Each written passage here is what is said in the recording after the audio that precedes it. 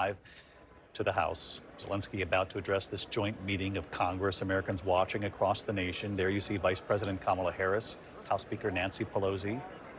This wartime president will be speaking on behalf of millions of Ukrainians back home. Vladimir Putin and Russia likely monitoring this as well, and the events as they have unfolded today at the White House. As we watch that live picture of the chamber, we see the other pictures that unfolded today, being welcomed by President Biden, First Lady Dr. Jill Biden at the White House. This was earlier today, the South Lawn. The Biden administration announcing the next military aid package for Ukraine, which includes a Patriot missile defense system, which Zelenskyy had been hoping for. This was a powerful moment in the Oval Office there a moment ago, presented with a medal from a Ukrainian captain on the front lines, and then that joint news conference on the world stage together. President Zelenskyy meeting with House Speaker Nancy Pelosi just a short time ago. Of course, she traveled to Ukraine with a delegation. That was last spring.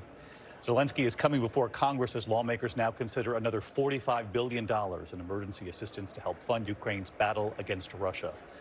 During a closed-door meeting with congressional leaders, Zelenskyy told them that without that aid package, Ukraine could lose the war.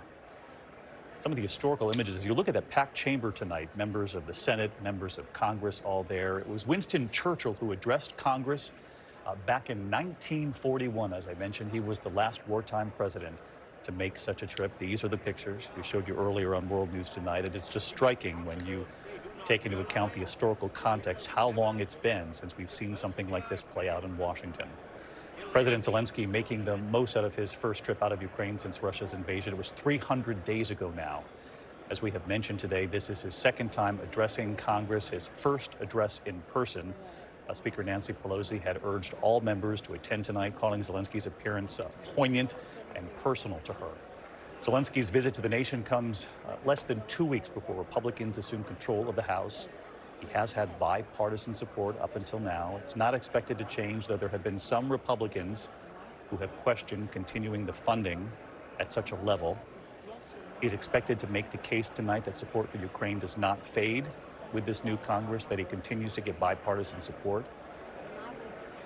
You heard that from President Biden during that joint news conference today. President Biden declaring before the world that America has stood with you from the very beginning. We will continue to do so, he said. And when asked by reporters in the room, he said he was not concerned about a changing face of Congress, not concerned about NATO and Western allies, saying we are a united front, in so many words, as we continue to support Ukraine. A source close to President Zelenskyy telling me earlier today that this trip was critical for President Zelenskyy. The president himself this fall, when we traveled to Kyiv, to the capital, to the presidential office building to interview President Zelenskyy in person. We asked him at the time, would he make the trip to the United States? Would he come to Washington? Had he been asked by President Biden? He said at the time, telling me, yes, I have been invited, but the timing would have to make sense. Very careful with how he answered that question. He said he invited President Biden to Ukraine as well, but he said he would be willing to come to U.S., but it would have to mean something, particularly with this war playing out. Keep in mind, this is a leader with a war raging back home. A lot of questions about whether or not Russia would act upon his absence. Those close to Zelenskyy telling me today that they believed his trip here to Washington would not make a difference, that Russia would continue to act in the way that it has even today. Zelenskyy, of course, learning today in person in Washington, though his team likely knew before the visit, that this Patriot missile battery is on its way to Ukraine. Ukrainians will have to be trained. You can see the Republican Senate leader, Mitch McConnell, entering the room there. He spoke out in support of this visit from Zelenskyy today, signaling that obviously, as we move forward, there will be bipartisan support for Ukraine's President Zelenskyy and the effort to push back the Russians now 300 days into this war. Rachel Scott covers Congress for us. Rachel, you've been watching along with me all day here. And what is it President Zelenskyy hopes to achieve right here tonight? Well, David, tonight we can expect a very direct an emotional appeal for more military and humanitarian aid from President Zelenskyy.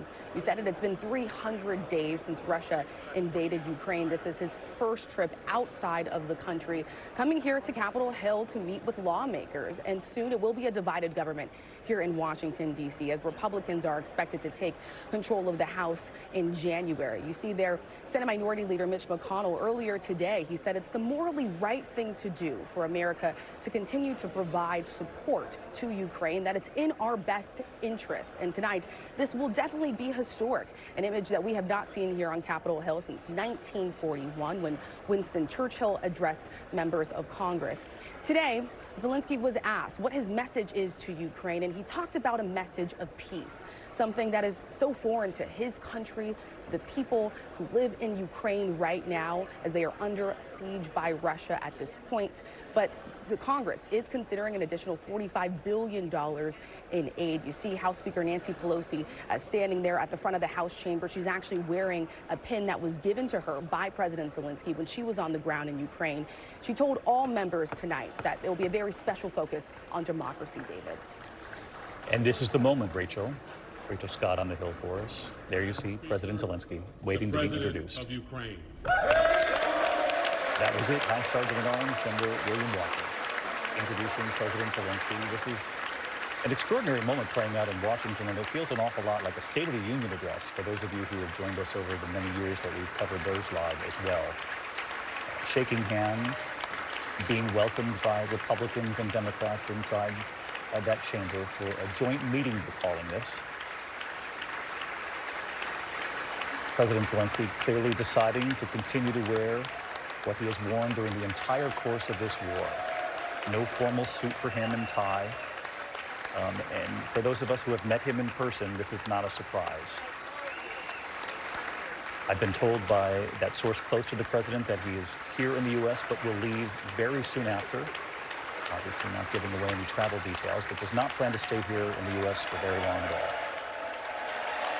He wants to get back to Ukraine and back to the work at home. Let's listen.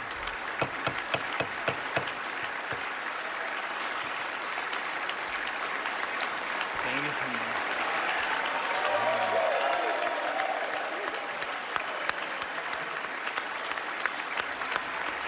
House Speaker Nancy Pelosi will introduce him next. Again, her trip to Ukraine, the pin she wears in honor of Ukraine tonight, and one of her final actions, one of her final duties as House Speaker.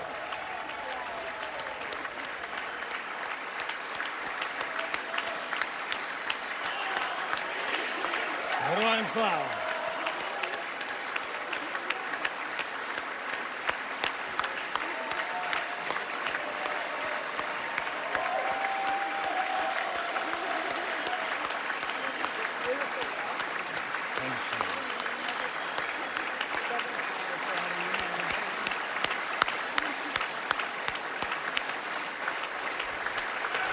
Members,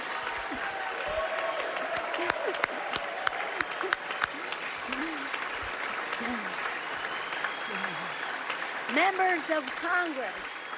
I think it's too much. I think it is. Members of Congress, I have the high privilege and the distinct honor of presenting to you His Excellency Volodymyr Zelenskyy, President of the Ukraine.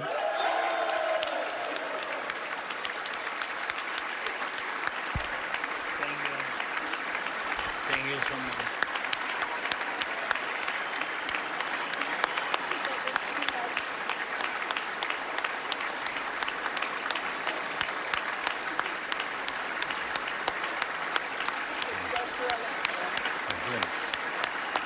Thank you so much. Thank you. It's too much for me. All this for our great people. Thank you so much.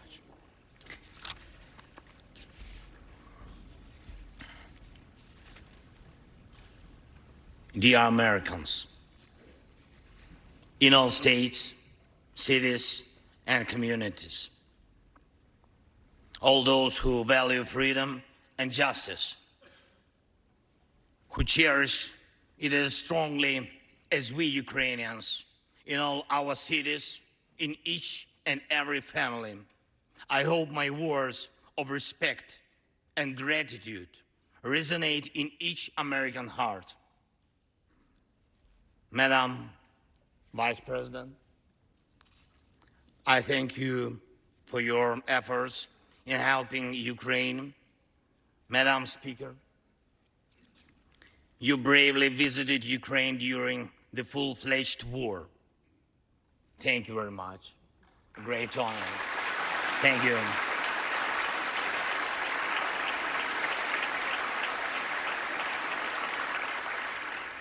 Great privilege to be here. Dear members of the Congress, representatives of both parties who also visited Kyiv, esteemed congressmen and senators from both parties who will visit Ukraine, I'm sure, in the future, dear representatives of diaspora,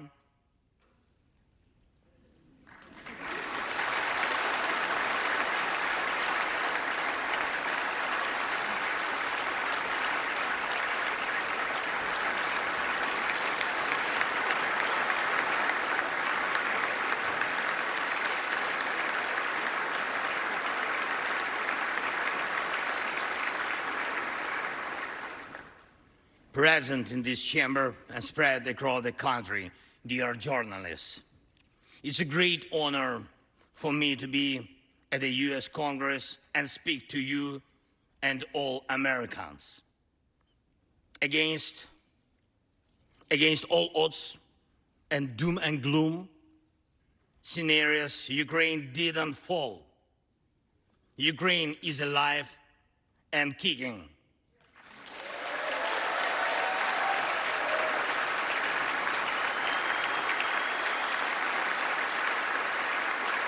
Thank you.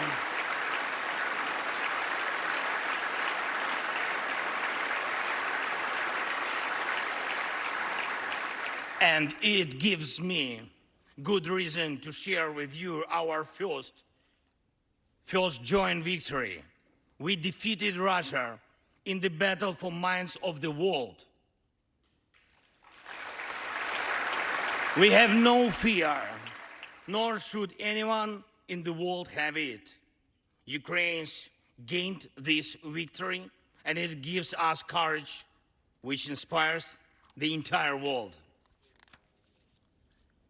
Americans gained this victory, and that's why you have succeeded in uniting the global community to protect freedom and international law.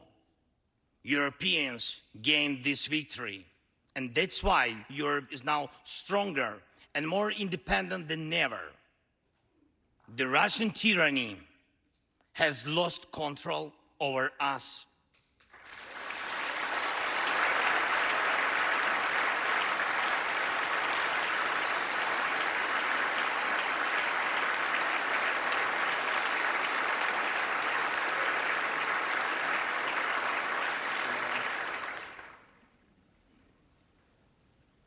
And it will never influence our minds again. Yet, we have to do whatever it takes to ensure that countries of the global south also gain such victory. I know one more, I think, very important thing. The Russians will stand a chance to be free only when they defeat the Kremlin in their minds.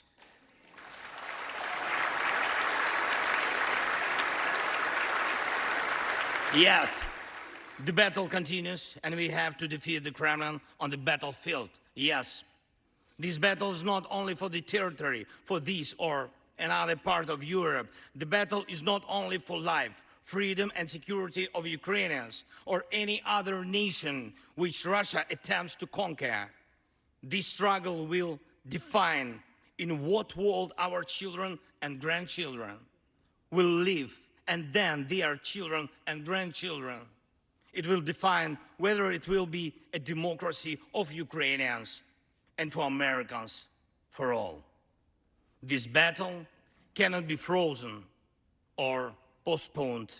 It cannot be ignored, hoping that the ocean or something else will provide a protection. from the United States to China, from Europe to Latin America, and from Africa to Australia, the world is too interconnected and interdependent to allow someone to stay aside and at the same time to feel safe when such a battle continues. Our two nations are allies in this battle. And next year will be a turning point. I know it, the point when Ukrainian courage and American resolve must guarantee the future of our common freedom, the freedom of people who stand for their values.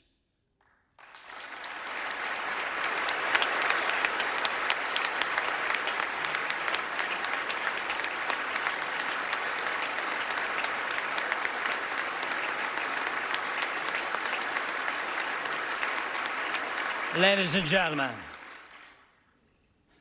gentlemen, Americans, yesterday before coming here to Washington, D.C., I was at the front line in our Bakhmut, in our stronghold in the east of Ukraine, in the Donbass.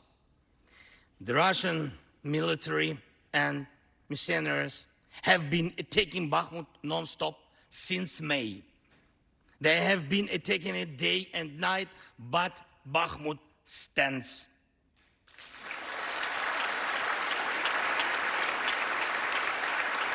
Last year, 70,000 people lived there in Bakhmut, in this city, and now only few civilians stay. Every inch of that land is soaked in blood. Roaring guns sound every hour. Trenches in the Donbass change hands several times a day in fierce combat and even hand fighting, but the Ukrainian Donbass stands.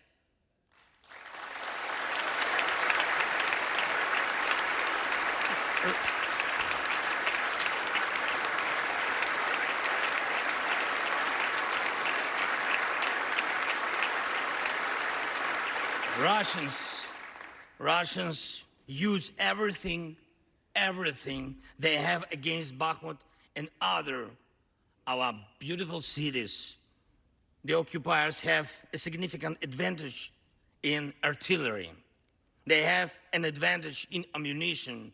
They have much more missiles and planes than we ever had.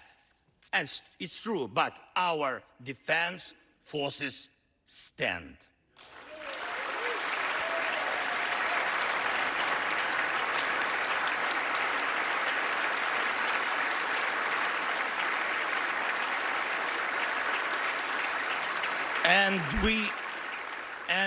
And we all are proud of them.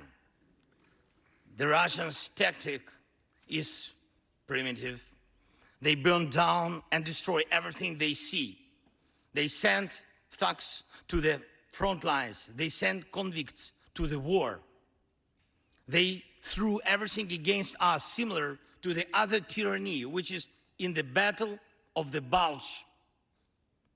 Threw everything it had against the free world, just like the brave American soldiers which held their lines and fought back Hitler's forces during the Christmas of 1944. Brave Ukrainian soldiers are doing the same to Putin's forces this Christmas.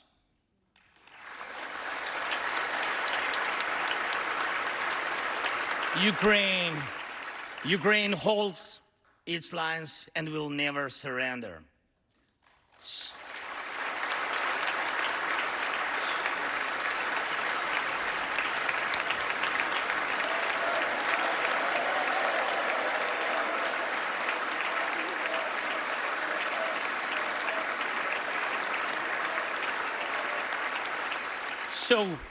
So here is the front line.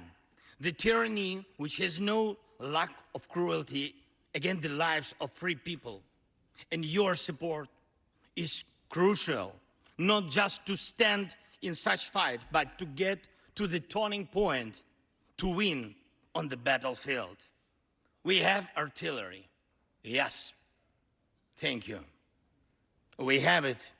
Is it enough? Honestly, not really.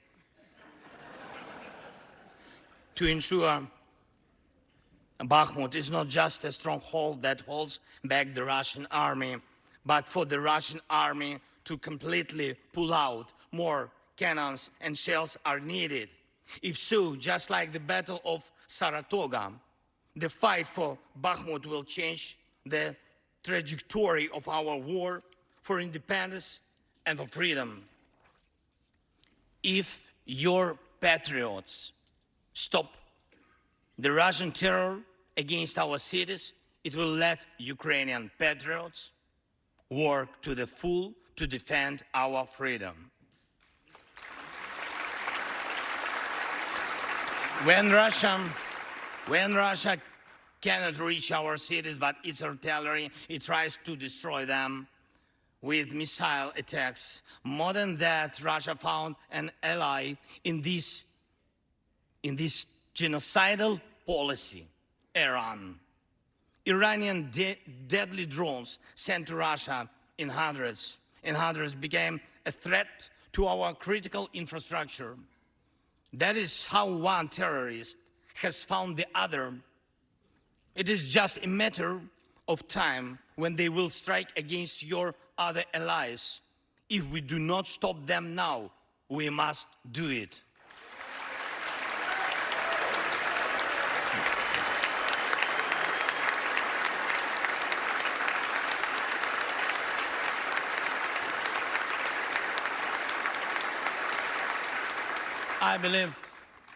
I believe there should be no taboos between us in our alliance.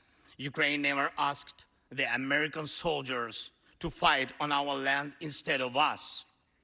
I assure you that Ukrainian soldiers can perfectly operate American tanks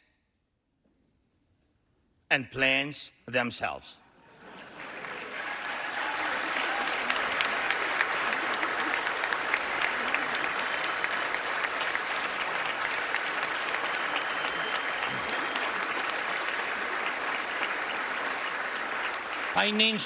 Financial assistance is also critically important, and I would like to thank you very much. Thank you for both financial packages you have already provided us with and the ones you may be willing to decide on. Your money is not charity. It's an investment in the global security and democracy that we handle in the most responsible way.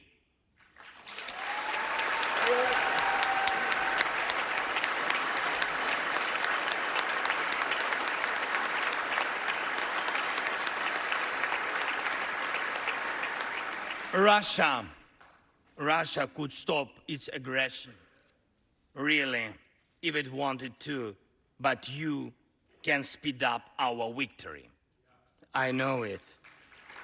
And it will prove to any potential aggressor that no one can succeed in breaking national borders, no one committing atrocities and reigning over people against their will. It would be naive to wait for steps towards peace from Russia, which enjoys being a terrorist state. Russians are still poisoned by the Kremlin. The restoration of international legal order is our joint task. We need peace. Yes, Ukraine has already offered proposals, which I just discussed with President Biden, our peace formula, 10 points which should and must be implemented for our joint security, guaranteed for decades ahead. And the summit which can be held, I'm glad to stress that President Biden supported our peace initiative today. Each of you, ladies and gentlemen, can assist in the implementation to ensure that America's leadership remains solid, bicameral, and bipartisan. Thank you.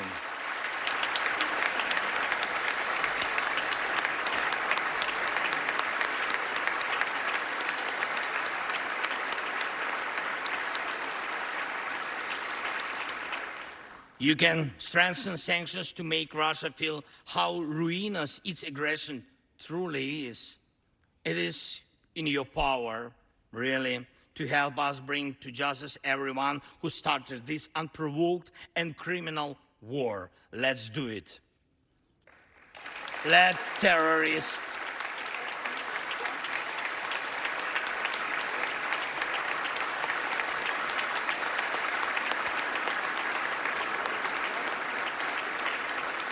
let the terrorist state be held responsible for its terror and aggression and compensate all losses done by this war. Let the world see that the United States are here.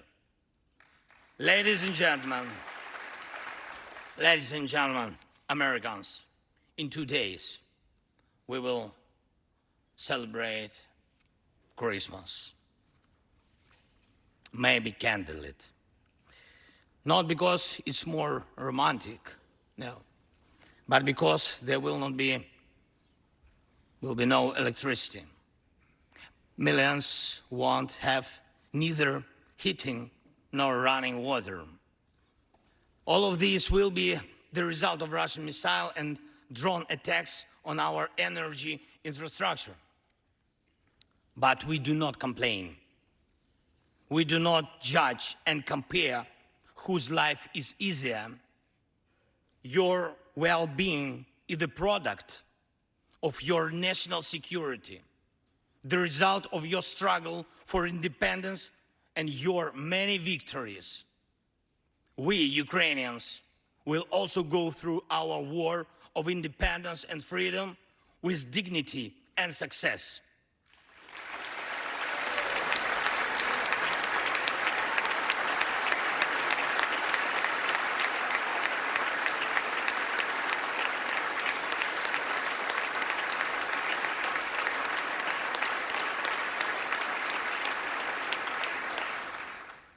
We'll celebrate Christmas. Celebrate Christmas, and even if there is no electricity, the light of our faith in ourselves will not be put out. If Russian missiles attack us, we'll do our best to protect ourselves. If they attack us with Iranian drones and our people will have to go to bomb shelters on Christmas Eve, Ukrainians will still sit down at the holiday table and cheer up each other.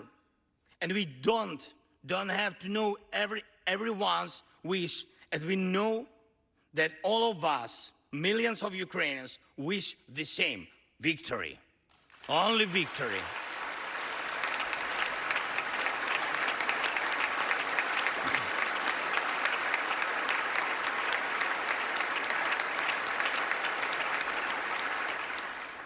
We already built strong Ukraine with strong people, strong army, strong institutions together with you.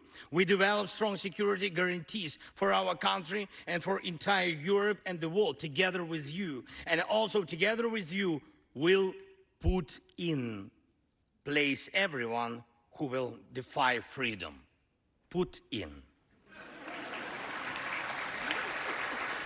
This will be the basis to protect democracy in Europe and the world over. Now, on the special Christmas time, I want to thank you, all of you. I thank every American family which cherishes the warmth of its home and wishes the same warmth to other people. I thank President Biden and both parties at the Senate and the House for your invaluable assistance. I thank your cities and your citizens who supported Ukraine this year, who hosted our Ukrainians, our people, who waved our national flags, who acted to help us. Thank you all, from everyone who is now at the front line, from everyone who is evading victory. Standing here today, I recall the words of the President Franklin Delano Roosevelt, which are, I think, so good for this moment. The American people, in their righteous might, will win through absolute victory. The Ukrainian people will win too. Absolutely.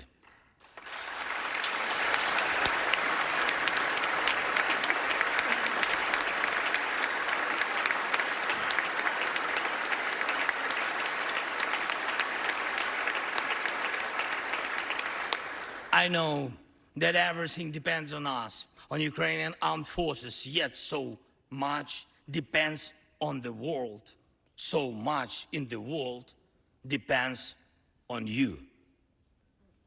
When I was in Bakhmut yesterday, our heroes gave me the flag, the battle flag, the flag of those who defend Ukraine, Europe, and the world at the cost of their lives.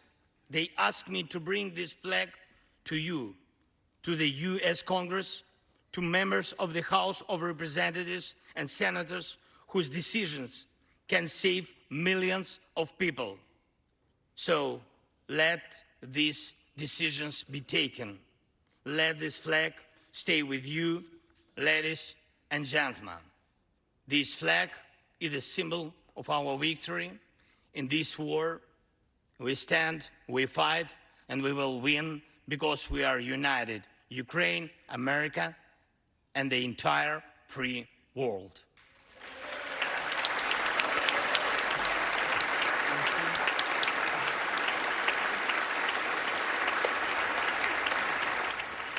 President Zelenskyy in front of the U.S. Congress and the exchange of the Ukrainian flag for an American flag there.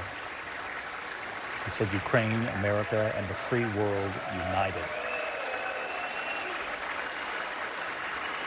That Ukraine will win this war. Just one thing, if I can, the last thing, thank you so much. May God protect our brave troops and citizens.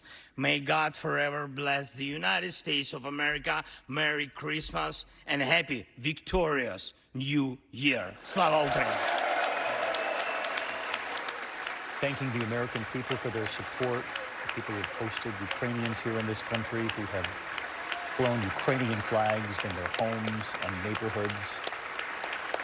He thanked the president. He thanked both parties, Republicans and Democrats, both chambers, the Senate, the House. Unmistakable that he believes that America's support for Ukraine will determine whether or not there is victory here. And he made it clear there will be victory because of the partnership with America. He said Russia can end this war, but he said you can speed up our victory, to both members of the Senate and of the House. Somebody will carry it. I can hold. Okay, we'll turn around. Yes. There we go.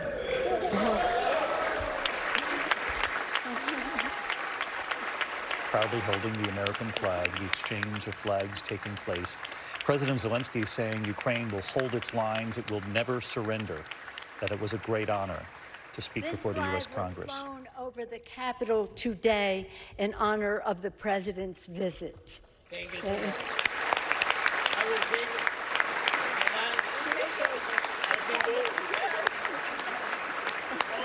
House Speaker Nancy Pelosi obviously explaining to him that that is the flag that flew over the Capitol today to mark this historic visit of a wartime leader, as we have been reporting here. The first time a wartime leader since Winston Churchill has addressed the U.S. Congress. He said, we have defeated Russia in the battle of minds of the world, and it gives us courage to keep going. He thanked America for the partnership from the very beginning. He talked about being outnumbered on the battlefield in every military aspect, troops, weaponry. But he said the Ukraine's defense is holding. There were multiple standing ovations in that room for President Zelenskyy as he made the case for continued partnership. Rachel Scott, who covers Congress, witnessing this as well. Rachel described the scene there up on the Hill. Truly a remarkable sense of bipartisanship, and one that we do not see very often here in Congress, as members are so divided, as this Congress is so divisive. But there you see it. Republicans, Democrats standing shoulder to shoulder, giving President Zelenskyy a standing ovation. You hear House Speaker Nancy Pelosi closing out this joint meeting of Congress. You could really hear a sense of urgency in Zelenskyy's voice, saying that what Congress decides right now will determine the outcome for future generations in Ukraine. He said the support from the United States is crucial. And of course, this comes at a very critical time as Congress is considering an additional $45 billion in aid to Ukraine, as Republicans are expected to take control of the House in just a matter of weeks. And you heard Zelenskyy there with a very strong warning of what would happen if support from the United States stopped. He said that it will be a matter of time before they strike your allies as well, that this is not charity, that it's an investment in global democracy. And he ended with that powerful moment, a really big sense of unity there. You had the two flags, one that flew over the Capitol here today, and then you had Zelenskyy handing that flag to House Speaker Nancy Pelosi and the Vice President. David. Rachel, President Zelenskyy telling lawmakers from both parties that your money is not charity.